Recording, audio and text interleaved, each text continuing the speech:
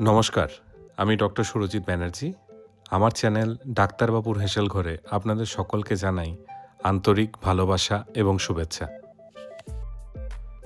আজ যে রান্নাটি আপনাদের সাথে শেয়ার করতে চলেছি সেটি একটি ইন্দো চাইনিজ ফুড বলে পরিচিত। আমাদের বাঙালি ঘরে অল্প বেশি সবাই এটা জানে কি করে বানাতে হয়। আসুন দেরি না করে আজকে বানিয়ে নেওয়া যাক কলকাতা স্টাইল জুসি, ট্যাঙ্গি এবং স্পাইসি চিলি চিকেন। খুব সহজে বাড়িতে থাকা আপনার হাতের কাছের কিছু উপকরণ দিয়ে এই রেসিপিটা আপনারা বাড়িতে বানিয়ে ফেলতে পারেন। চলুন ঝটপট শুরু করা যাক আজকের রেসিপিটা।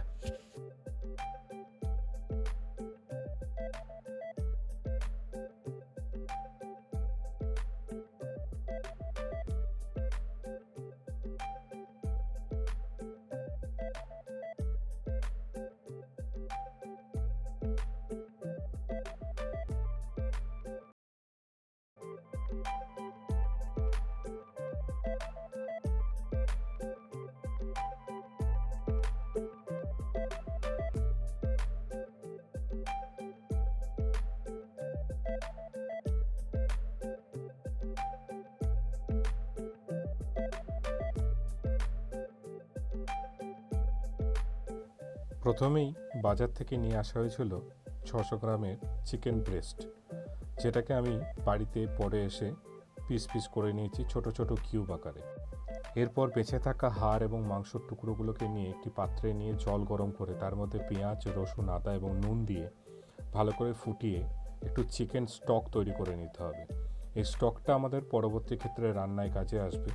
কিভাবে সেটা আমরা আস্তে আস্তে বলবো। স্টকটা সেদ্ধ হয়ে আসলে তার ওপর থেকে যে জমা অংশটা যেটা জমে উঠবে সেটাকে আপনারা ফেলে দিতে পারেন। ঠিক এইভাবে ছাঁকনির সাহায্য নিয়ে এইভাবে ওপরে স্টকে জমে থাকা অংশগুলোকে আপনারা ফেলে দিতে পারেন। এরপর একটি পাত্রে আমরা চিকেন কিউবসগুলোকে নিয়ে তার মধ্যে একে একে আদা রসুন পেস্ট, ডার্ক সোয়া সস, নুন, গোলমরিচের গুঁড়ো এবং দুটো ডিম এখানে ফাটিয়ে নিয়েছি। আপনারা চাইলে ডিমের সাদা অংশটাও ব্যবহার করতে পারেন। এরপর এটাকে একটু ভালো করে মাখিয়ে নিয়ে এর মধ্যে দিয়ে দিতে হবে একটু রঙের জন্য কাশ্মীরি লঙ্কা গুঁড়ো। কাশ্মীরি লঙ্কা গুঁড়ো দিয়ে এটাকে ভালো করে মাখান। এরপরে এর মধ্যে দিয়ে দিন কর্নফ্লাওয়ার বা কর্নস্টার্চ যেটাকে আমরা বলি, এবং অল পারপাস ফ্লাওয়ার অথবা ময়দা দিয়ে এটাকে একটু টাইট করে মাখতে পারেন এবং মেখে এটাকে আপনাকে মোটামুটি 30 মিনিটের জন্য রেখে দিতে হবে, যাতে মশলাটা মাংসের সাথে খুব ভালো করে মিশে যায়।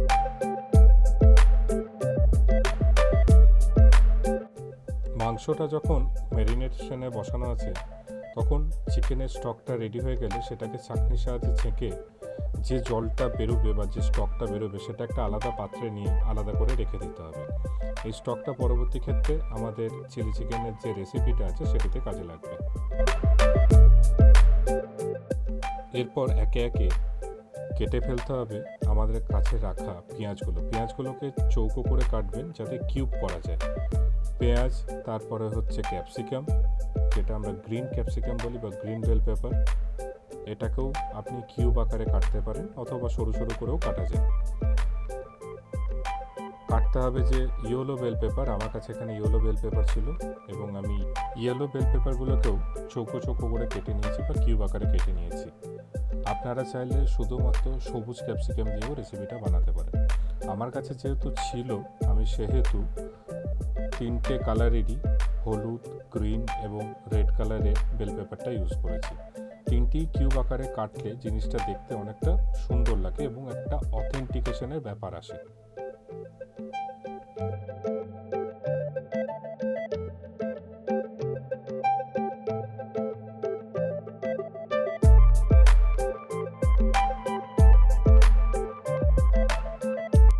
এরপরে আমাদেরকে নিয়ে নিতে হবে গ্রিন চিলিগুলো, যেগুলো আমরা মধ্যখান থেকে এইভাবে ছিঁড়ে নিয়েছিলাম।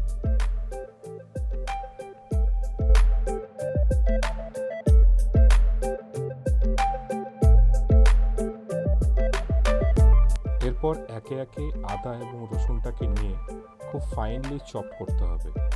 আদাটা এখন আমি কেটে দেখাচ্ছি ঠিক এইভাবে। রসুনটা আমার আগেই কাটা হয়ে গেছিলো, আমি এরপরে দেখিয়ে দেবো রসুনটা আমি কীভাবে কুচি কুচি করেছিলাম।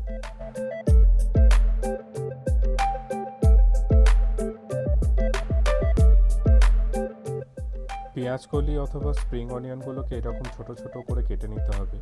আপনারা এখানে দেখতে পাচ্ছেন আমি সমস্ত সবজিগুলোকে কেটে এখানে একটা জায়গায় রেখেছি। পেঁয়াজটাকে চৌকো করে কেটে তার প্রত্যেক কটা খোসা এরকম করে ছাড়িয়ে নিতে হবে, যাতে চিলি চিকেনটা দেখতে খুব সুতিং লাগে।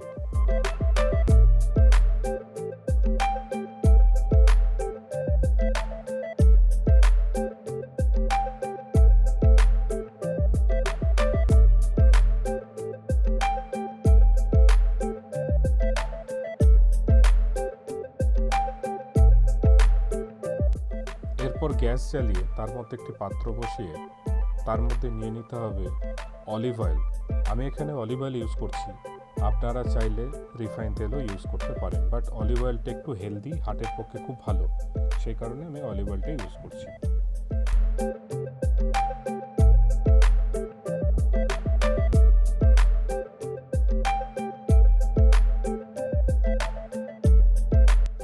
এবার তেলটা গরম হয়ে গেলে এর মধ্যে একে একে ম্যারিনেট করা চিকেনগুলোকে ছেড়ে দিন এবং এটিকে মিডিয়াম টু লো হিটে ভাজতে থাকুন।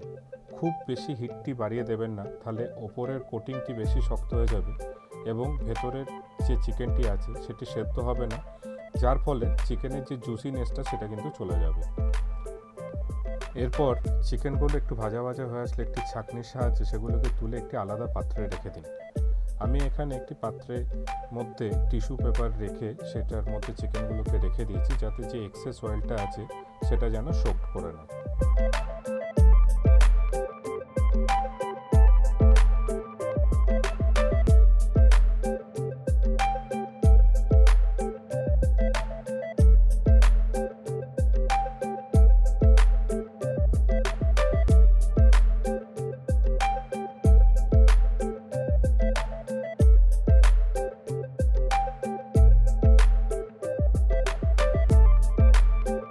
এরপরে red chilli sauce, tomato sauce, dark soya sauce এবং ভিনিগার আমি একটি বাটির মধ্যে আলাদা করে নিয়ে নেব, যেখানে সমস্ত সসগুলিকে আমি পরিমাণ মতো নিয়ে একটি মিশ্রণ তৈরি করব, যে মিক্সচারটি আমি রেসিপিটি করার সময় চিকেনের মধ্যে ব্যবহার করতে চলেছি।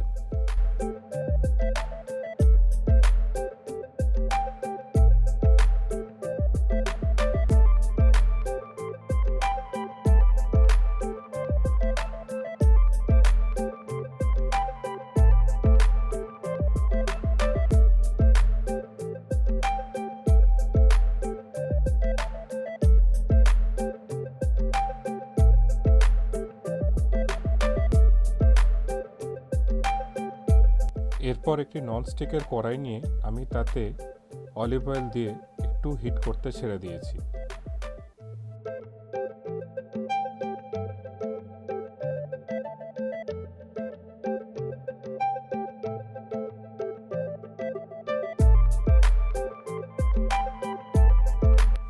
তেলটা হিট হয়ে আসলে ওর মধ্যে কুচিয়ে রাখা আদা রসুনটাকে আমি দিয়ে দিয়েছি। এবার আদা রসুনটার গন্ধ যাওয়া অবধি এটাকে একটু ভালো করে ভাজতে হবে। তারপরে ছাড়িয়ে রাখা পেঁয়াজগুলোকে দিয়ে দিলাম। পেঁয়াজগুলোকে একটু হালকা আঁচে ভাজুন এবং যে আমার বিভিন্ন কালারের ক্যাপসিকাম এবং গ্রিন চিলিজটা ছিল সেটাকেও আমি দিয়ে দিলাম এবং সেটিকে খুব সুন্দর করে এখানে আমি নাড়তে থাকছি। এরপরে পরিমাণ মতো নুন আমি এখানে অ্যাড করলাম এবং এটাকে হালকা আঁচে আমি একটু ফ্রাই হতে দেবো।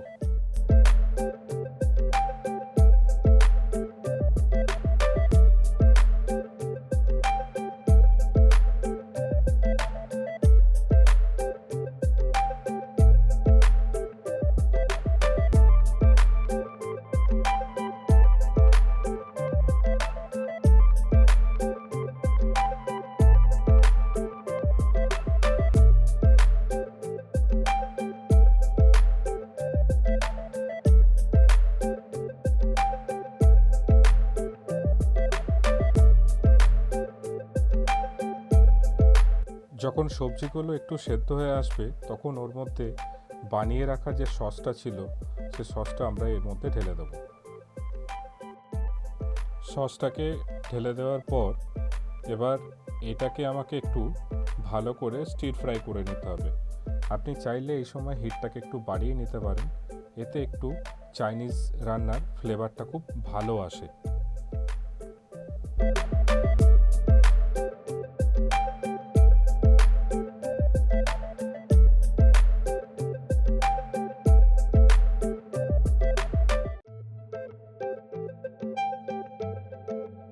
এরপর একটি বাটিতে আমি 3 চামচ মতো কর্নফ্লাওয়ার নিয়ে তার মধ্যে বেঁচে থাকা যে চিকেনের স্টকটি আছে সেটি দিয়ে এটাকে আমি খুব ভালো করে গুলিয়ে নিলাম। দেখে দিতে হবে যাতে এই যে আপনি কর্নফ্লাওয়ারটি ইউজ করলেন এটি যেন লেগে না থাকে, কারণ এটি একটু স্টিকি হয় এবং এটি আমাদের যে চিকেনের গ্রেভিটা আছে সেটিকে গাঢ়ত্ব রাখে। আমি এখানে চিকেনের স্টক ব্যবহার করেছি, আপনি চাইলে এখানে প্লেন জলও ব্যবহার করতে পারেন।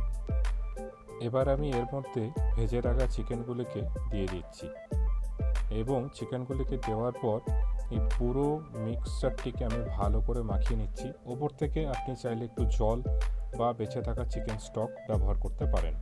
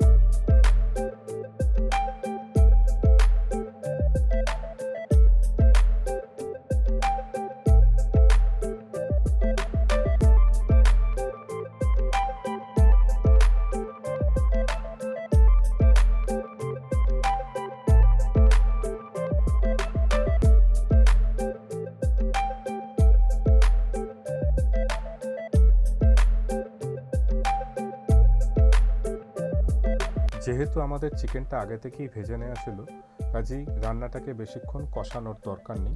দেখুন কত সুন্দর চিলি চিকেনের কালার চলে এসছে। এবার ওপর থেকে স্প্রিং অনিয়নগুলোকে একটু সুন্দর করে ছড়িয়ে দিন এবং ব্ল্যাক পেপার অথবা গোলমরিচ আপনার স্বাদ মতো আপনি উপর থেকে ছড়িয়ে দিয়ে এই রেসিপিটাকে আরেকবার ভালো করে কষিয়ে নিতে হবে, যাতে ব্ল্যাক পেপারের পুরো যে স্বাদটা আছে সেটা চিকেনের গায়ে লেগে থাকে।